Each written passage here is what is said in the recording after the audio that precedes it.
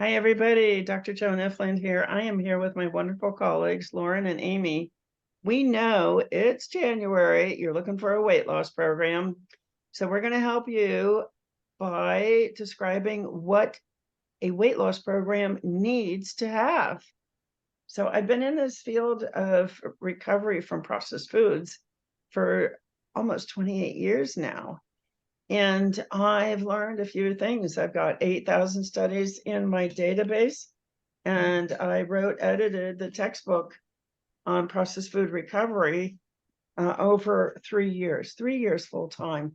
So, first of all, we would say get a program that is science based.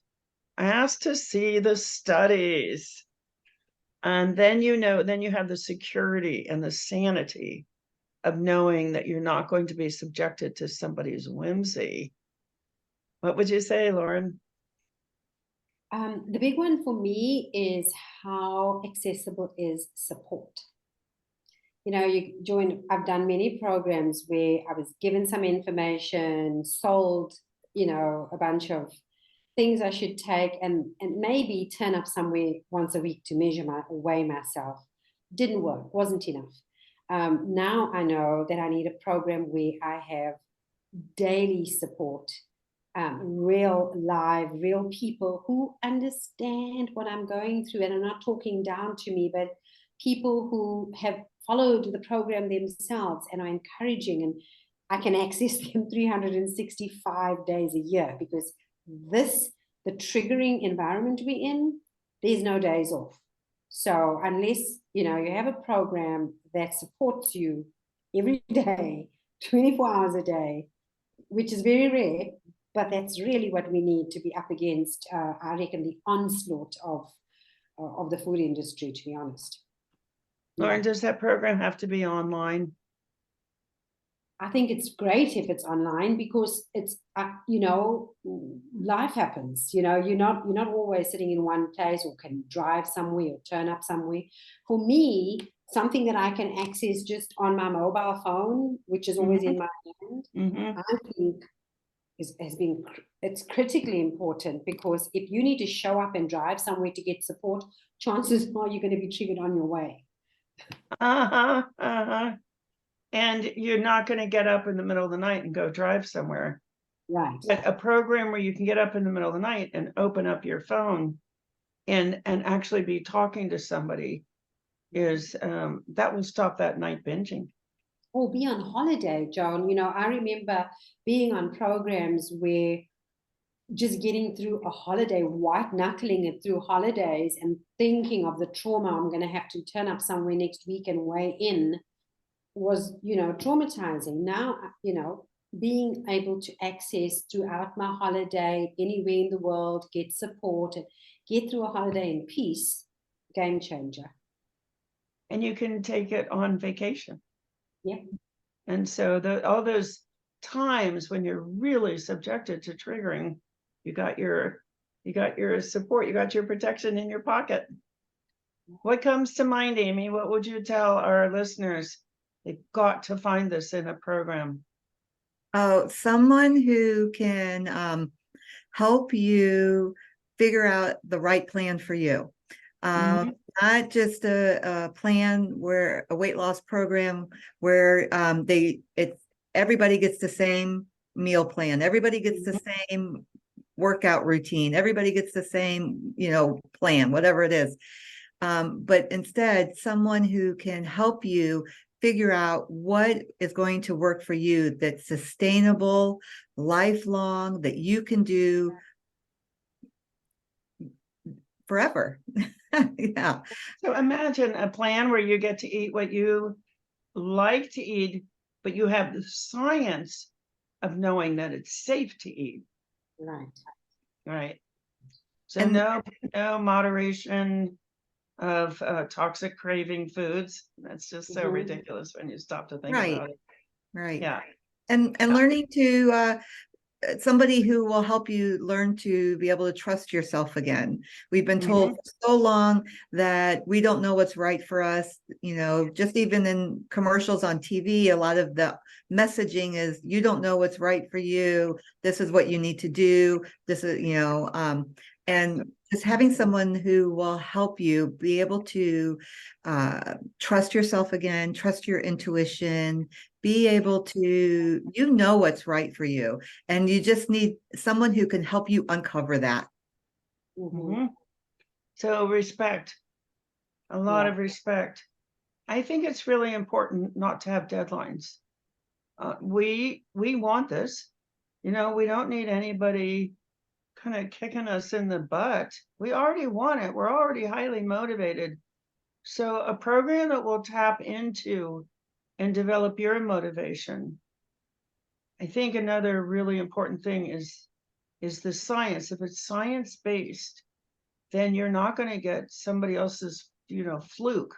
Oh, I did Yeah. this. It worked for me. Oh, it'll work for you.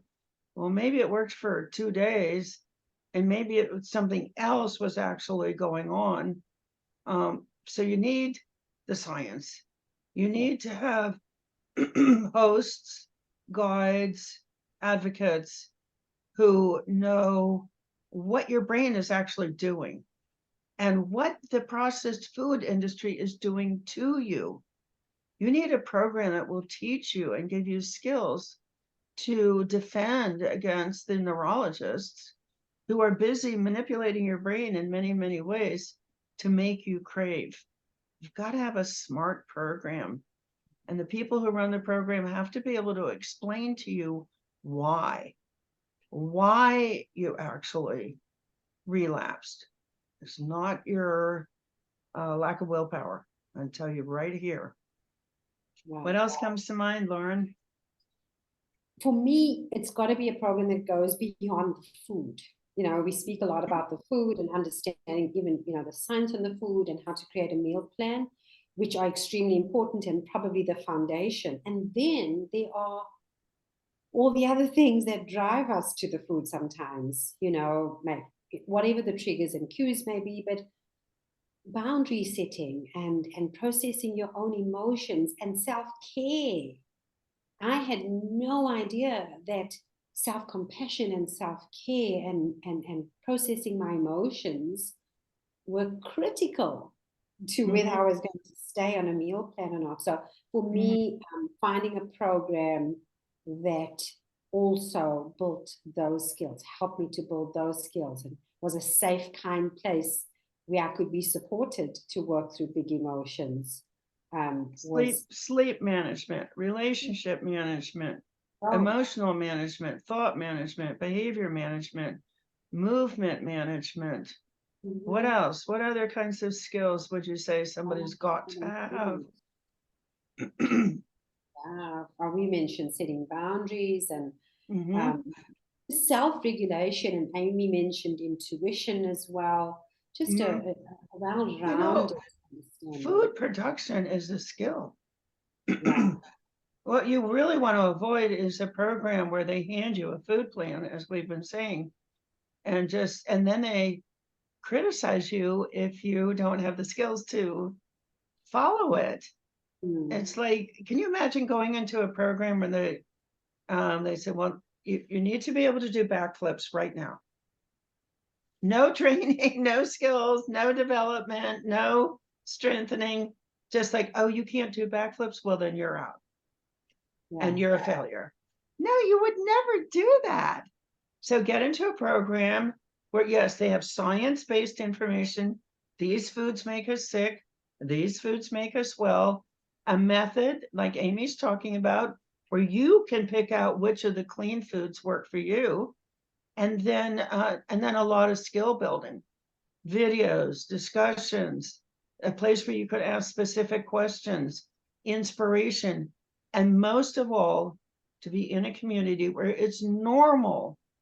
And because your brain, it's always, your loving brain is always looking for a place where you can belong and be cherished.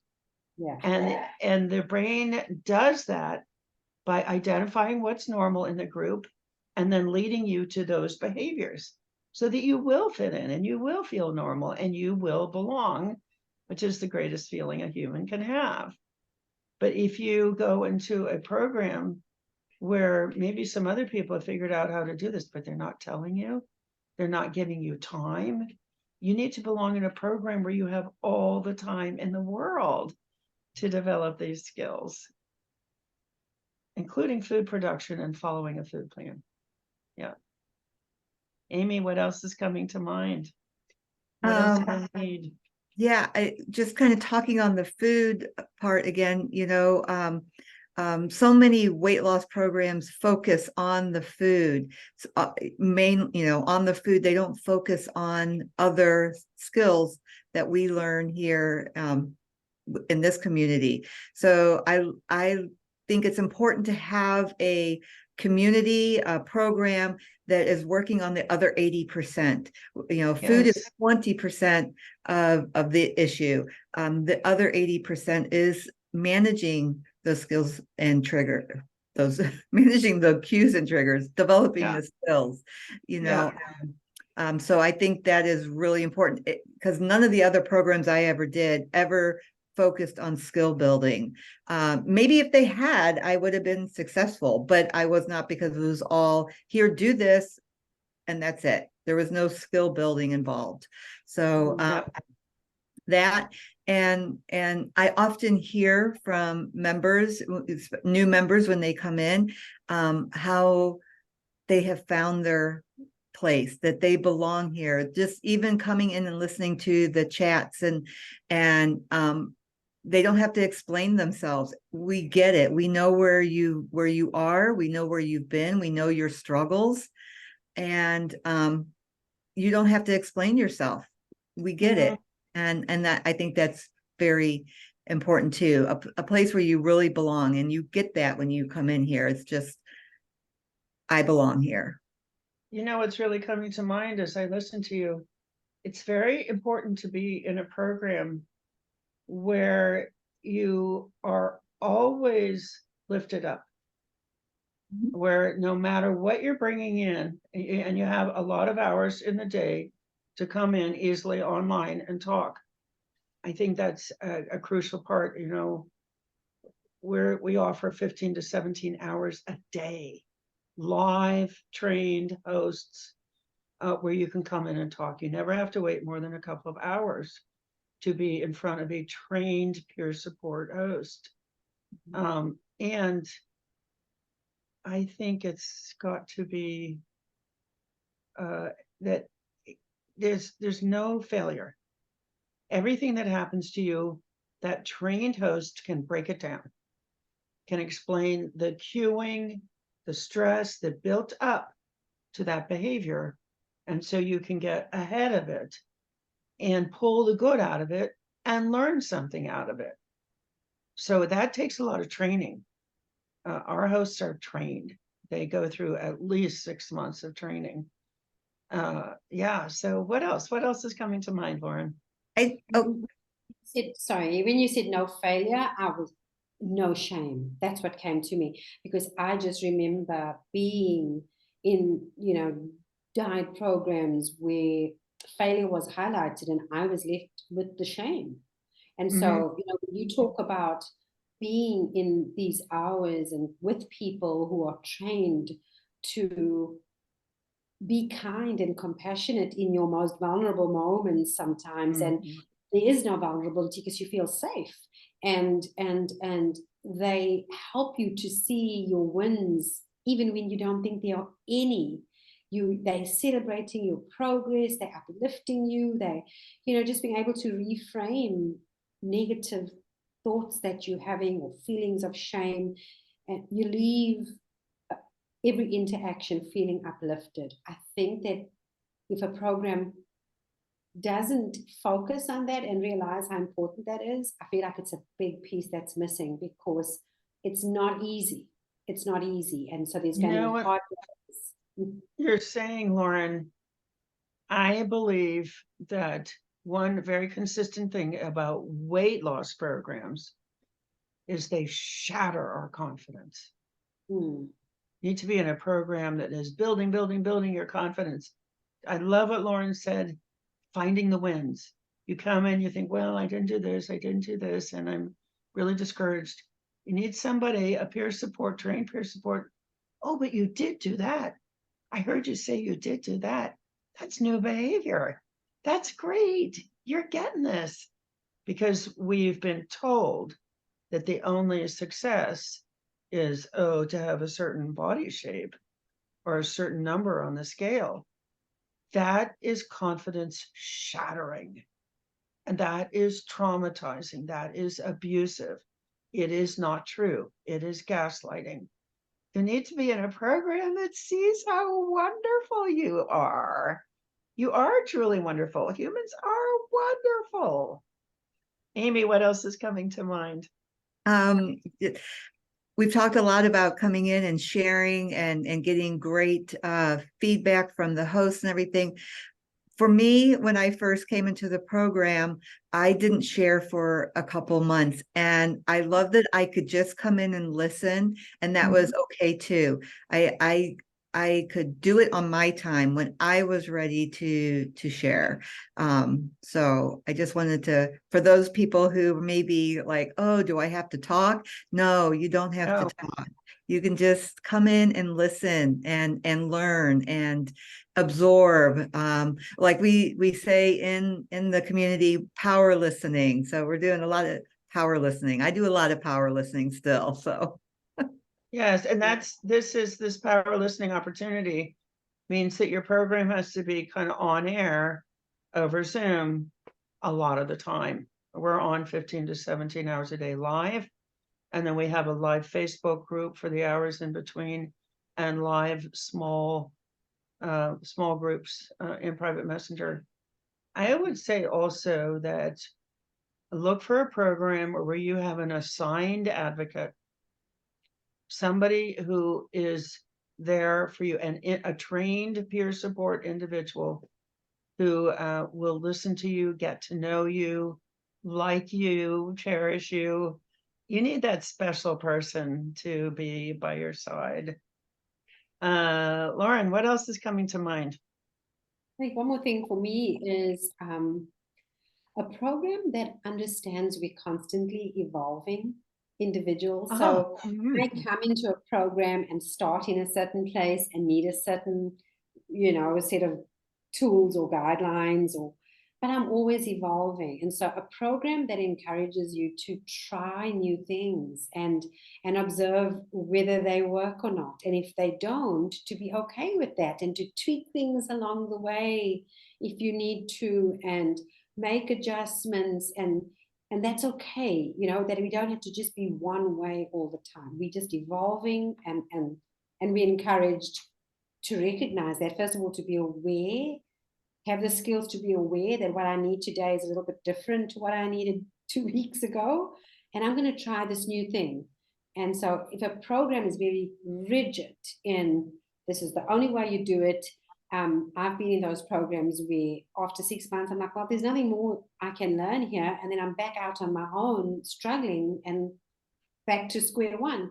So a program that encourages and supports my evolution and my growth, I think, is important. I would add two things to that. The science is constantly evolving. There are new to shocking studies out there. Like recently, we saw 3 studies. These are review articles where the researcher went and looked at a whole group of other studies. It was 3 reviews of brain scan studies of people with an eating disorder diagnosis. Well, what did all 3 of the review articles find? The brains of these quote unquote eating disordered people were addicted. They were also suffering from processed food addiction, processed food intense cravings, and they were being treated in the eating disorder programs in a way that would make the cravings worse. So moderation or restriction or humiliation or just all these things that could never possibly have worked because they're actually making the cravings worse. Well, that is breakthrough science that relieved the guilt of everyone in our community that had been diagnosed with an eating disorder. Eating disorders don't exist, is what the science is saying. However, processed food, intense cravings are dominating our brains. So you need to be in a program that is going to bring this to you, so that you deepen and deepen and deepen your understanding of what these misguided programs and craving intensification programs are doing to you. And then the other thing I think that to really look for are original science-based videos that explain what happened to you, that explain the science of what is specifically to do about it. Because it's just what Lauren says. You can watch a 20-minute video about night eating and go and do as much of it as you can in your own time frame. You have all the time in the world. You can watch that same video again 2 weeks later and get something entirely different out of it. You can watch we have a video called How to Stop People from Hurting You. Oh my gosh. I made that video, but I've watched it. Every time I watch it, I get a new idea about how I can stop somebody from hurting me. It's an inside job. So I'm allowed to develop my skills at my own pace as I need them. So that the whole control thing, you have total control. You need to be in a program where you have control over the pacing. You need to have a lot of options for how to engage, because everybody engages differently. Some people like to write, some people like to listen, some people like to talk, some people like to talk in the middle of the night, some people like to talk first thing in the morning. So you need to have a program where there's just a whole lot of options for how to engage. So, now you're getting an idea. Oh, well, not only do I know what to look for, but now I know why none of the other things, dozens of things that I've spent thousands of dollars on, you know what? It's something else the program has to be. It has to be affordable for a lifetime. So our program it's a monthly daily living program is where you start out, and it's very affordably priced. Almost everybody who comes into our program easily saves the amount of the monthly fee, and not buying food and not buying over-the-counter medications and not buying lots of different clothes and not being stimulated into spending. And everybody says, oh, I've saved $500 a month. I've saved $1,000 a month. I save that much not buying those darn coffee drinks. So yes, it's got to be affordable, and you got to do it for a lifetime, because you don't want your brain to drift back out into mainstream culture and decide that eating 73% of your food and processed foods is normal. And so your loving brain wants you to feel normal and accepted, and it leads you to eat 73% of your food and processed foods. You have to stay in this protective environment, so where your brain is going to feel normal, eating clean and being kind, and etc. Amy, what else is coming to mind?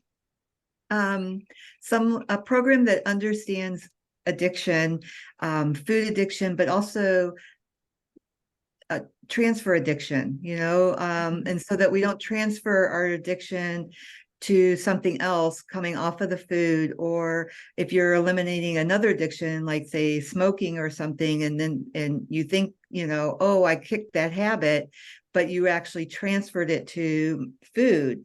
And we don't want to, when we get our food under control, we don't want to transfer that addiction to something else. So a program that understands transfer addiction. And then the other one was a program where the hosts have been where you are. So, it's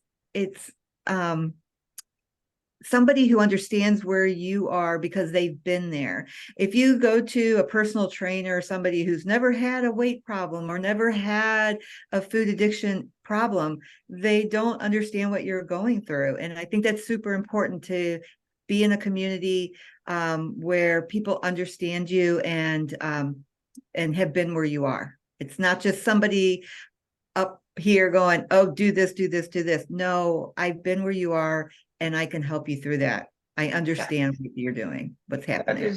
That's so true. What else is coming to mind, Lauren?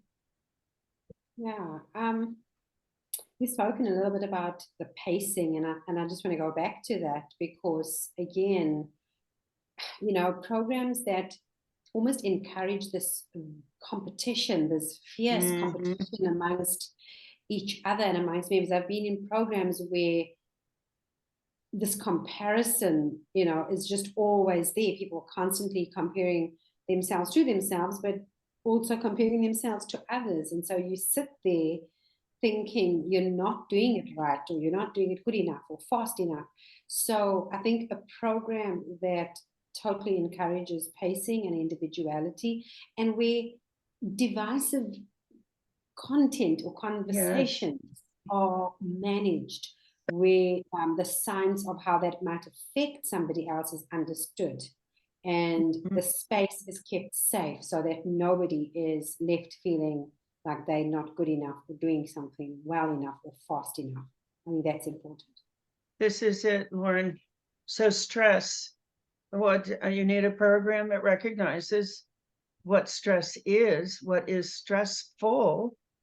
Every program I've ever looked at is stressful. There's something about it, either the deadlines are unrealistic or the food plan's got processed foods in it. You need a program that's honestly and science-based about what foods to eliminate. But the criticism, you need a program that just never, ever, ever criticizes you, and instead will break down what happened to you. What was going on in the environment such that you had a lapse, or you forgot to take your food with you, or you didn't want to take your food with you. There's nothing about any of those things that deserves criticism. What it deserves is a hug, a virtual hug. I'm sorry that happened, because I know that hurts, because I did that too, and it hurt when I did it. And if you want to, if you would like to, I'll walk with you through what I'm hearing about what might have been the buildup of triggers and stress. And always, you need to be in a program that always asks before any information is offered or ideas are offered, where you're asked, are you in a place where you would like to hear this right now? Where you have control and you are deeply, deeply respected, and people can look at you and care about you, express caring about you, build you up so that you feel important. People who don't feel important cannot buck this incredible pressure from the culture to be different and practice self-care. I want to also go back to one other thing. Short-term programs are deadly. Short-term programs are destructive. That 6-week boot camp, you're going to be okay while you're in there in that community, and your brain is happily setting you up to belong there and feel accepted. And then it's over. And you're right back out in the culture that's eating 73% of its food in processed foods. 84% of the country is overweight or obese or severely obese. 93% of Americans have a diagnosis of some kind. And then your loving brain will just take you right back out there and make you feel normal by making sure that you're on some kind of medication. All right. What else? What are you thinking about, Amy? Well, I'm not sure if I'm going to say anything that's we haven't already touched on, but just a community that is so happy to see you when you come in, when you come online, that acknowledges that you're in the room, that you're here. I think that, you know, that kind of goes to what you just said, Joan, about importance, you know, feeling important. And I think that, you know, I always like that, even though I'm not there to, I'm only listening, I'm power listening, because I'm maybe not in a position to talk, but I am acknowledged that I'm there. I'm still important. You're talking about something that we haven't talked about yet, which is absolutely crucial, that the hosts, your guides, anybody working with you has been trained in a system of communication called motivational interviewing. It's also kind of known as active listening, but somebody who is really going to hear you, really hear what's going on with you, really hear what's important to you, and really hear the good things that you're doing. This is a skill. And all of our hosts are trained in motivational interviewing.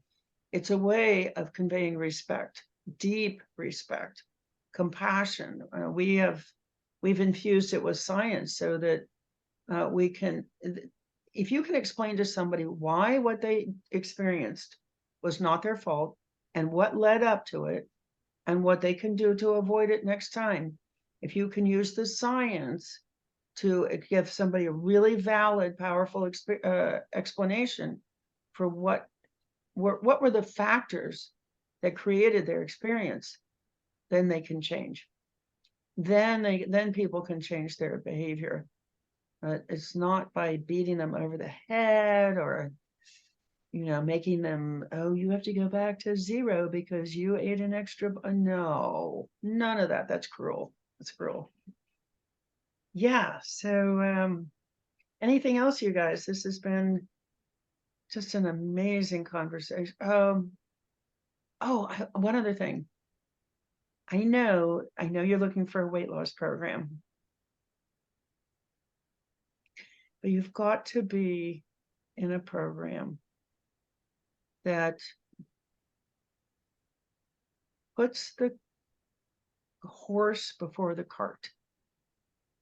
So weight loss is the last thing. I mean, it happens gradually. It happens bit by bit.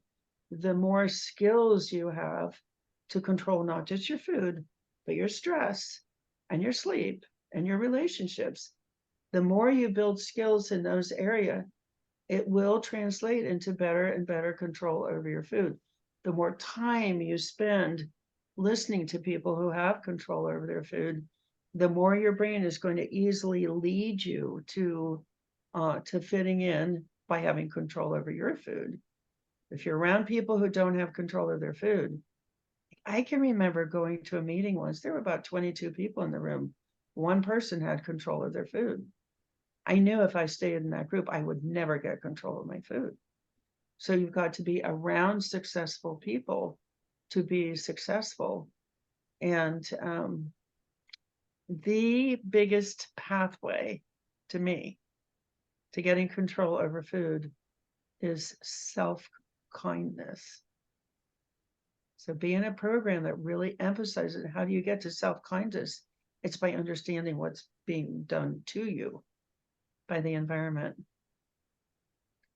Let's just do like a 1-sentence checkout. We care about you so much. Just 1 sentence, Lauren, that just sum up what to look for in a weight loss program. Mm. One sentence. Here's the challenge. There's just so many wonderful things we've spoken about now. If I was to sum it up, I think it's first of all, you deserve, and you totally deserve to have a program that works and doesn't fail you. Because we've been in programs that have failed us and we think we have failed. So I think the most important thing is to know that you deserve, have worked, if you anything like me, if you are approaching this time of year looking for a weight loss program, chances are you've tried this before, you've probably been here before, you've tried again and again. There's nothing wrong with your willpower, there's nothing wrong with your self-discipline, nothing wrong with your commitment, and you deserve a program that doesn't fail you. Oh, that's beautiful. Amy, parting words. A program that personalizes your recovery plan.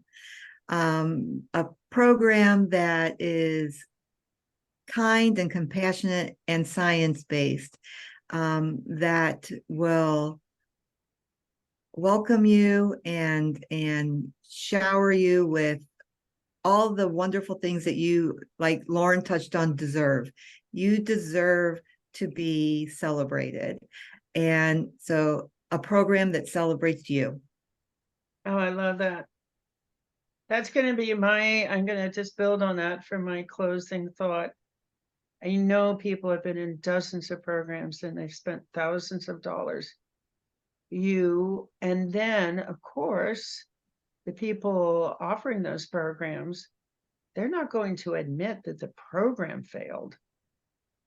They're going to gaslight you and abuse you and tell you that you failed. That is not true. You have never failed. You've been in faulty programs. You've been in broken programs. You've been in programs that were broken before they ever launched. And how do I know that? Because I do work from science. This textbook is built on 2,000 studies. I have 8,000 studies in my database. I know the research. And I had never seen a program that incorporated all these essential items. We've been talking here about this, that, and the other thing. Every one of those is essential. Every one of those is a building block in a big, glorious building. I have never seen a program like ours. And we have a member in our community who's spent their career as a health systems evaluator. They have 4 degrees in the field of health systems evaluation. I asked them one day, I said, is there anything like the ARC out there? And they said, no. And then I said, well, what is it about the ARC? And they said, it's the constant access. So check it out. Click on the link below. Take the self quiz and let us cherish you, lift you up, train you, give you lots and lots of skills to be successful, and give you all the time in the world, and keep reminding you that this is not your fault and that is not your fault. And you've always been okay. You've always been spectacular. You're still standing. You're still listening. You're still looking. And we want you to join us. We want the opportunity to cherish you, get to know you. I know there's a little voice inside, because I've had a little voice inside my head. Oh no, they won't like me once they know what. No. No, you're exactly the kind of person we want.